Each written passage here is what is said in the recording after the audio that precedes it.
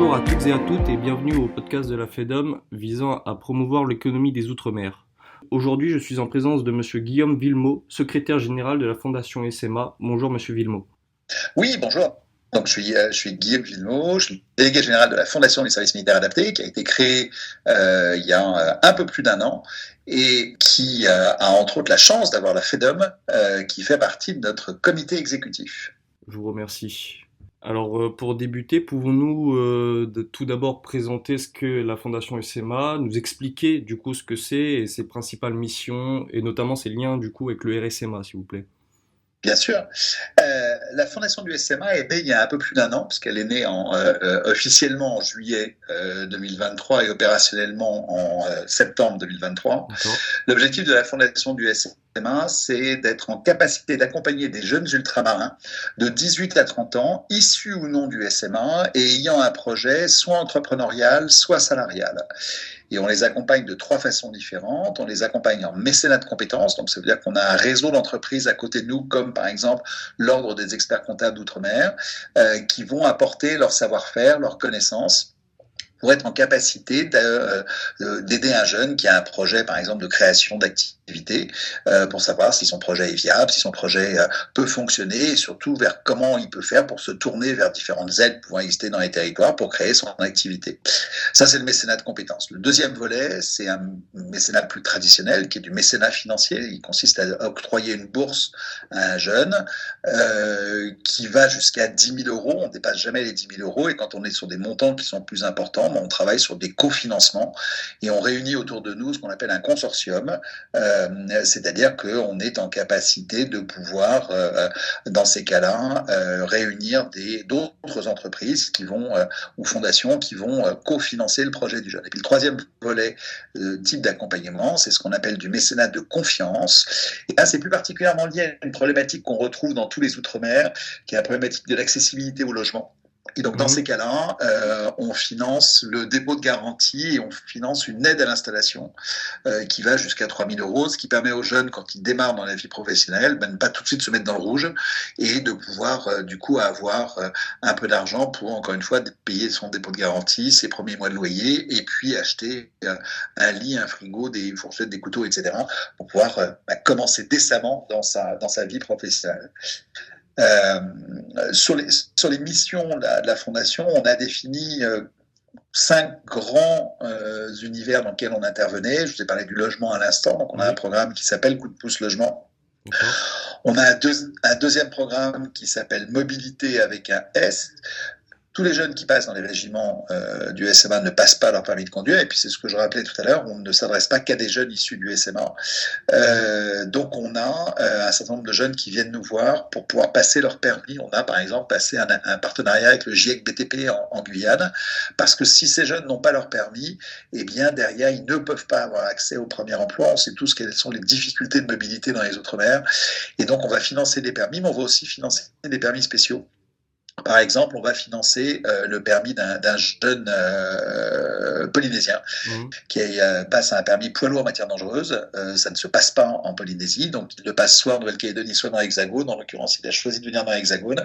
Mais grâce à ça, il est embauché sur l'aéroport à Papeete, pour pouvoir donc transporter des camions citernes. Et puis, on a un troisième programme qui s'appelle UP Formation. Et là, c'est des poursuites de formation. C'est-à-dire qu'on va accompagner des jeunes qui souhaitent passer une qualification supplémentaire. Deux, trois exemples.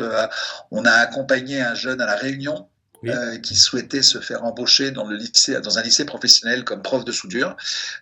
Il avait un certain nombre de niveaux de soudure et de connaissances métiers, mais pas suffisants pour pouvoir être embauché par le lycée. Donc, on lui a financé sa formation, qui valait à peu près 8 000 euros. Et depuis, eh bien, il travaille dans un lycée professionnel de La Réunion.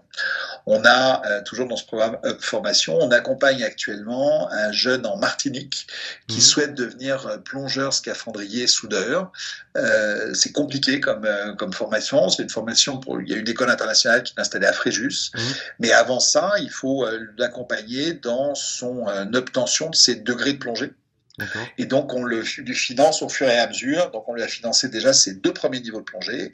Et puis, lorsqu'il aura passé son 3e niveau de plongée, et qu'il aura passé toutes ses aptitudes et qu'il sera toujours en phase avec l'idée de vouloir faire ce métier, eh bien, il partira à Fréjus pour pouvoir obtenir son diplôme. Ça dure 6 mois de formation. Voilà un peu le type de projet qu'on va accompagner dans ce programme Up Formation. On a un 4e programme qui s'appelle Autonomie alimentaire. D'accord. On a été avec le général Metz, qui est le président de la fondation du SMA, on a été très frappé de voir à quel point les territoires ultramarins qu'on a pu visiter cette année étaient tous dans des situations fortes de dépendance alimentaire, Mhm. et on le voit lorsqu'il y a des tragédies comme ce qu'on a pu connaître en Nouvelle-Calédonie ou comme ce qu'on a pu voir plus récemment dans les Antilles, à quel point très rapidement finalement le territoire se trouve bloqué parce que un port ou un aéroport est bloqué, et donc les territoires sont dépendants des importations. Et on a aujourd'hui un certain nombre de jeunes qui ont envie de se réapproprier leur territoire et de pouvoir déployer des activités agricoles. Alors, ce ne sont pas forcément des énormes activités, mais par exemple, là, on accompagne une jeune femme en Guadeloupe qui souhaite reprendre l'activité d'élevage de ses parents. Donc, elle a repris, on l'a accompagnée en amont pour tout ce qui est sécurisation du foncier, avec la SAFER entre autres, etc. Et Mhm. elle va créer un élevage de poules pondeuses et de poules de chair. Et comme au-delà du fait de financer tout ou partie de son installation, ce qui nous paraît aussi important, c'est de lui donner les moyens de diffuser et de vendre sa production et de le faire dans de bonnes conditions. Il se trouve que comme la FEDOM fait partie de notre COMEX, le groupe Ruby Énergie fait également partie de notre COMEX, et ils ont des stations-service dans les Antilles qui sont des stations Vito, et ils ont besoin, parce qu'ils ont une franchise qui est l'équivalent d'un KFC qui s'appelle Southern Fried Chicken, et ils ont besoin d'acheter donc des poulets et des poulets de qualité, et bien elle répond à leur cahier des charges pour pouvoir assurer la distribution. Donc ça, c'est un gros projet agricole, mais on a aussi un projet plus petit en Guadeloupe, qui est un projet autour de près du Gazon, qui est un projet de maraîchage. Et là, on travaille à la fois avec les bailleurs sociaux parce qu'ils nous mettent à disposition le foncier, mais également avec des jeunes qui font du maraîchage. Et là aussi, avec un autre projet qu'on accompagne qui s'appelle Gland Market, qui est une application qui ressemble un peu à Too Good To Go, donc ce qui vous permet de savoir où vous pouvez acheter des fruits et des légumes, Oui. vous savez, qui sont un peu cabossés, etc. Euh, et ben là, on met en place ça au travers toujours du réseau des stations Vito, mais ce sont des points de vente et ce sont des points de distribution qui sont importants pour les jeunes. Et puis le dernier programme, c'est un programme d'aide à la création d'activités, où là, on va accompagner des jeunes qui sont souvent auto-entrepreneurs et qui créent donc leur propre emploi.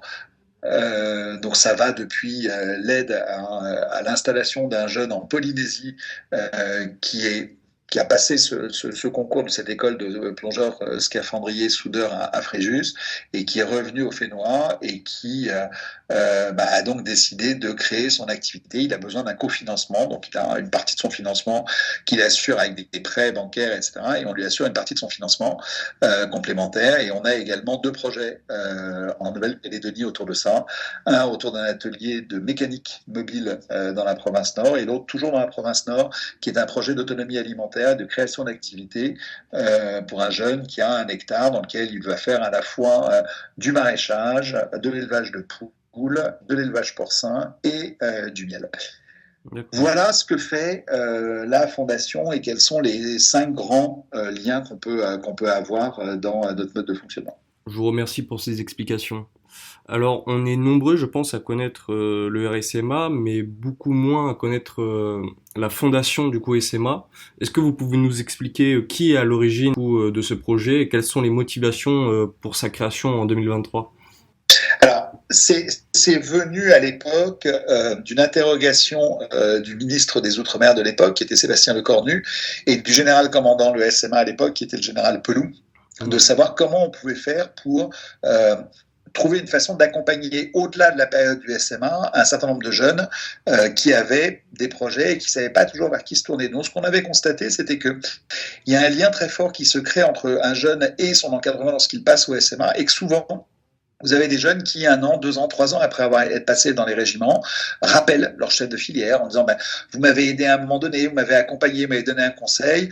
voilà, j'ai fait ce boulot-là, j'aimerais en changer, j'aimerais bouger, ou les accidents de la vie font que ça n'a pas fonctionné, j'aimerais aller plus loin. Comment est-ce qu'on peut imaginer de créer quelque chose? Et c'est vraiment, c'est parti de là, de comment faire pour accompagner les jeunes. Après, on a ouvert pour accompagner les jeunes qui n'étaient pas exclusivement issus du SMA, mais en revanche, toujours rester concentré sur des jeunes ultramarins qui ont entre 18 et 30 ans, et de mettre en place tout un faisceau de bonne volonté, parce que c'est pour ça qu'on est organisé avec, donc nous, la fondation, qui est une fondation abritée, qui est installée à Paris, donc avec le général Metz et moi-même, Mhm. et qui est abritée par la fondation Agir contre l'exclusion, qui avait été créée par Martine Aubry, et qui aujourd'hui est présidée par Jean Castex, et qui nous intéresse parce que c'est une fondation qui d'abord est une fondation d'entreprise, et nous ne vivons qu'avec des fonds privés et qu'avec des fonds d'entreprise. Donc c'est pour ça que avoir des acteurs comme la FEDOM pour nous autour de la table est absolument essentiel, parce que ce sont les entreprises qui font vivre la fondation du SMA au travers de leur générosité, mais aussi au travers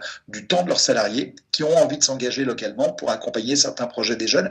Et accompagner un projet d'un jeune, ça peut être tout simplement passer 1 heure avec lui pour lui parler de son métier, passer 1 heure avec lui pour l'aider à rédiger son CV ou préparer un entretien. Et c'est ça qui souvent fait toute la différence. Avoir un jeune qui peut rencontrer, là, on accompagne un jeune en Martinique qui ouvre un restaurant, avoir la possibilité de rencontrer quelqu'un qui a déjà un restaurant ou qui connaît cette activité-là pour échanger, pour lui ouvrir un certain nombre de choses, c'est absolument essentiel dans le parcours de ce jeune. Et donc Mhm. les liens qu'on a, nous, avec les régiments sont des liens qui sont très forts, puisque, donc encore une fois, d'abord le président commandant, le général président, le général commandant du SMA fait partie du COMEX à chaque fois, et que ensuite dans chacun de nos territoires, donc on a une association de loi 1901 qui est installée avec un salarié local, mais systématiquement le président de l'association et le chef de corps du régiment. Donc on voit bien qu'il y a des liens structurels et opérationnels qui existent entre ces deux structures, et que nous, la Fondation, très modestement, on porte le nom du SMA et tout ce qu'il le porte et dit depuis 1961 dans les Outre-mer, et là où le SMA fait du quanti et du qualitatif, nous on fait modestement du qualitatif, puisque quand le SMA accueille à peu près 6000 jeunes par an, nous on est en capacité d'accompagner à peu près 200 projets par an. D'accord, merci. Alors, maintenant, je vais vous poser la question de comment fonctionne la fondation. Comment les Ouais. projets sont-ils sélectionnés? Quels sont du coup les liens entre Paris et les différents territoires ultramarins? Et qui décide de l'accompagnement ou non de ces projets, s'il vous plaît? Alors, donc on a cette structure centrale, hein, qui est la fondation abritée de la fondation du SMA. Et puis, donc, dans chacun de nos territoires, on a cette association locale avec le salarié local. Le boulot du salarié local, c'est d'être en capacité d'aller identifier des jeunes et des projets. Il a localement un bureau élargi qui est composé d'un certain nombre d'entreprises locales, qui sont des entreprises partenaires ou institutionnelles partenaires. Mhm. Et lorsqu'il a identifié un projet, il y a un formulaire d'inscription qui est assez light, parce qu'il peut faire 2-3 pages maximum. Ce projet est présenté au bureau élargi, et ensuite il est envoyé au COMEX de la Fondation. Nous réunissons chaque année 4 COMEX par an, donc un par trimestre, dans lequel siègent une quinzaine de structures qui sont, encore une fois, vous, la FEDOM, mais aussi l'Ordre des experts comptables d'outre-mer, mais aussi des entreprises comme le groupe Rubis Énergie, comme CMA CGM, Mhm. comme la mutuelle Unéo, etc. Et puis on a des personnels qualifiés, et on a également des représentants de l'État qui sont autour de la table. Et lors de chacun de ces COMEX, donc on présente les dossiers. On a en moyenne à peu près une trentaine de dossiers qui sont présentés par COMEX, et on a un certain nombre de critères, donc qui sont ce que je vous évoquais sur la tranche d'âge, sur le fait que ce soit un projet qui soit au bénéfice du territoire, exclusivement au bénéfice du territoire, que ça ait un impact sur le territoire. Ça peut être un impact social, ça peut être un impact économique, ça peut être un impact environnemental. Euh, et à l'issue donc durant les COMEX, et c'est l'instance suprême et décisionnelle, c'est le COMEX qui décide de valider ou pas les projets qui lui sont présentés. D'accord. Donc, pour faire un bilan, ça fait un peu plus d'un an maintenant que la fondation a été Ouais. ouverte. Comment vous pouvez illustrer les différents résultats ou des actions de la fondation, tout d'abord en termes de chiffres et après, du coup, en parcours de vie? Alors, euh, on a souhaité, nous, dès le départ, mettre en place une mesure d'impact pour voir un peu comment est-ce qu'il ne peut pas être le moindre des choses vis-à-vis des gens qui nous accompagnent financièrement, que de pouvoir leur dire à quoi a servi l'argent qu'ils nous ont donné. Alors, moi, j'aime bien raconter ça parce que ça vous montre l'amplitude de ce que l'on peut avoir en termes d'accompagnement. Bien sûr. C'est qu'on a des accompagnements, on a des dons qui nous sont faits qui vont de 400 euros à 500 000 euros. Donc, vous voyez, on a D'accord. une fourchette qui est assez large. Mhm. Et on essaye d'avoir des engagements triennaux de la part de nos partenaires parce que ça nous donne une certaine sérénité et une tranquillité sur l'avancement. Pour répondre à votre question, depuis, on va prendre septembre 2023, on a validé, et le COMEX a validé plus de 120 dossiers, D'accord. dont 60 sont totalement soldés. Alors pourquoi? Parce qu'on a des dossiers, d'abord, on accompagne les jeunes une fois qu'ils sont sortis du SMA. Donc on peut avoir des dossiers qui sont validés en COMEX, mais qui ne vont rentrer en ligne de compte qu'une fois que le jeune sera sorti du SMA, mais ça lui permet de savoir vers quoi s'orienter. Par exemple, là, on a accompagné, on vient de débloquer les fonds pour un jeune pour une jeune en Guyane, en l'occurrence, qui passe un permis de conduire transport de personnes.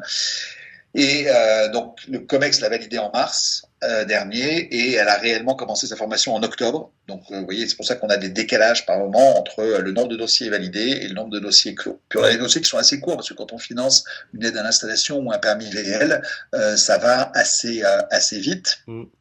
Euh,